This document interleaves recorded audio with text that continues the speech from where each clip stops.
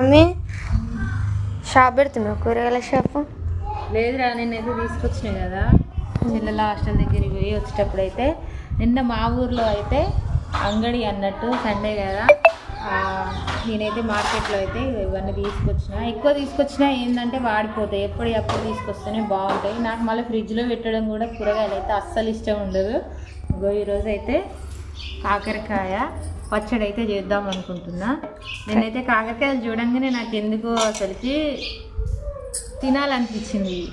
అందుకని ఇక తీసుకొచ్చేసినగా నీట్గా కడిగి పక్కకు పెట్టి ఆ నీళ్ళన్నీ ఆరిన తర్వాత మంచిగా కట్ చేసి పచ్చడి అయితే పెడతా ఫ్రెండ్స్. నాకే అయితే టమాటా కేజీ వచ్చేసి 40 రూపాయలు, 20 రూపాయలు.